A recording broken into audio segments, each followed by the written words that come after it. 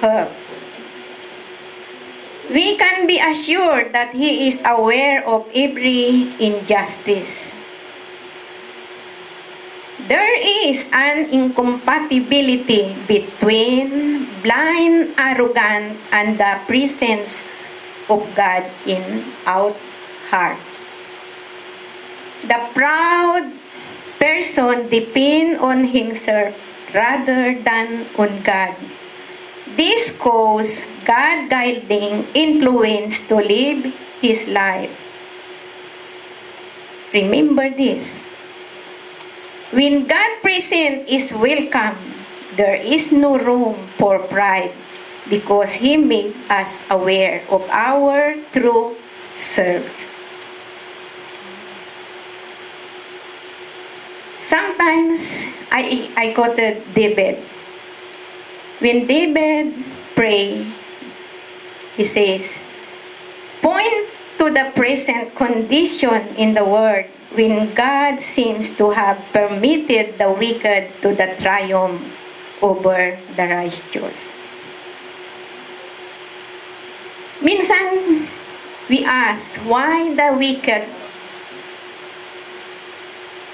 bless the Lord. Why? Kung alin pa yung masasama, sila ang pinagpapala. Pero yung mga righteous, ang hirap tumanggap ng blessing. Why? Inaalaw ng Lord kung bakit tayo na ang hirap tayong pagpalain so that we act. Malaman natin yung tama sa pagsamba natin at sumunod sa Kanya. Kasi kung mayroon ka na, second choice na lang si Lord. Kaya makita mo ngayon, yung pagpapala ng Lord, mas marami ang natatanggap ng wicked kaysa dun sa righteous. But in the end, ang kayamanan ng world ay para sa righteous. Remember that. One time, big time, kung ibigay sa'yo ni Lord. Unless, yung puso mo at yung motibo mo is right.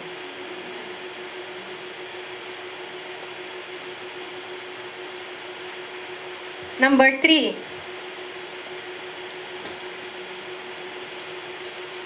Desire to be in God present. Psalms 27 verse 4. Desire to be in God present. Lahat tayo. One thing have I asked of Jehovah, that will I seek after, that I may dwell in the house of Jehovah all the days of my life, to behold the beauty of Jehovah and to inquire His temple. Wow! God offer her for today and hope for the future. Unwavering confidence in God is our antidote for fear and loneliness. David used the word temple to mean the presence of the Lord. His greatest desire was to live in God's presence each day of his life. Katulad din po natin, yung iba sa atin, dinidesire nila ang laging nasa presensya ng Lord. Yan din ang gustong-gusto kong mangyari sa buhay ko. But sometimes, I'm not perfect. Kasi, minsan, pag nakakatanggap ako ng balita sa Pilipinas na hindi ko gusto. Kasi, ako lang, sa aming magkakapatid na 8, ako ang panganay, at saka yung pangatlo lang ang born again. Yung tatay lang ni Len. Kaya, kung may problema, tawag sila si ate. Kung walang problema, wala akong balita. Pag Pasko, wow, punong-puno lagi ang tik sa sa telepono ko. Merry Christmas! Ate, kay buti ng Panginoon. May Panginoon sila pagka-Christmas. Alam mo ate, ang ganda ng ganito. Ay, nakapasok sila sa simbahan pagkapasko lang. At kung birthday nila. Dahil pag birthday nila, naalaala ko sila kahit magkano, nagpapadala ako. At Pasko. Hindi pa man Pasko, nag-iipon na ako ng listahan. Kasi gusto ko silang mapaligaya. Pagka Pasko, hindi lang munisipyo, barangay, school. 5 yan eh. Kaya mahina yung 1,000 mo. Pantay-pantay sila. Purihin din po ang Panginoon kasi naalaala nila ako pag Pasko. At kung piyesta nila, sabi ko, ang Kristiyano hindi na nagpipista. Kasi wala kaming santo, kaya walang pista sa aming mga Kristiyano. So, hindi ako makalusot pagka Pasko. Kasi, birthday ni Jesus. Amin ako doon. Pero the more na binibigay ko naman yung Christmas present, dinadasalan ko yun. Na pag ibinili na ng isang bagay, ma-born again sila. Marami na rin na born again sa mga binibigay ko. Lamang yung iba, pagdating ng trials, nawawala sila. Pero kailangan natin ipag-pray. Kailangan ko din silang ipag-pray. Abutin. As a nanay, ang dami kong anak pagka-Pasko. Pero mahirap din naman silang abutin lahat. Dahil ayaw ko namang magbigay ng kung hindi talaga Kristiyano. Kung gusto lang niyang gift, hindi ako nagbibigay. Pero kung totoo siyang Kristiyano, then I give it. Kasi sayang lang yung itinatanim ko, mauuwi lang sa wala. Pero kung tama yung puso niya, lalago yun eh. Try to mag-seed sa right soil. Sadly, this is not the greatest desire of many who claim to be Christian or a believer.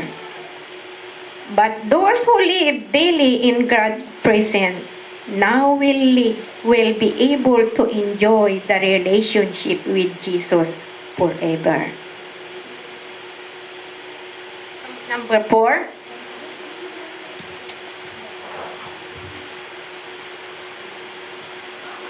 Benefit of being in God's presence. Psalms 27 verse 5. Kayo mag-alala, maagang-maaga tayong uuwi ngayon. Maaga tayong uuwi ngayon. Ready po tayong basahin, sabay-sabay. For in the day of trouble, He will keep me secretly in the pavilion, in the cover of His tabernacle. Will He hide me? He will lift me up. Wow.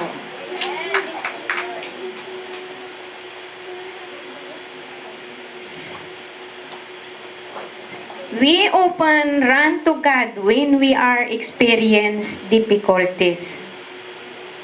Believer can call to God for help at any time, but how short-sighted to call on God only when trouble comes. Siguro marami sa atin ang tumatawag sa Lord kung may trouble. Kung minsan, ihalimbawa ko yung sa akin, pagka nandyan na yung immigration, kung ang prayer ko isa, nagiging yung prayer ko 3.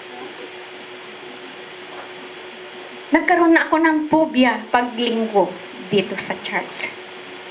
Kaya nung sabi ni Bishop Gaur, Mami, mag-stay ka. Lord, linggo ngayon. Cover me with precious blood. Hindi ako makatulog. Dasal ako ng dasal. Natatawas. Alam ko natatawa si Pastor Raquel. Tapos one day, binulong sa akin ng kung oras mo na. Bakit sa lupa ng church? Ito ang comfort zone ko. Sa totoo lang nung una, pag nakapasok lang ako dyan, thank you, Lord. Maligaya na ako. Pero nung pumasok yung immigration dito, anong sabi mo? Nangangalatugtog yung mga tuhod ko kahit saan ako pumunta, Lord. Linggo ngayon, saraduhan mo yung mga i-intervene mo, Lord, yung gawa.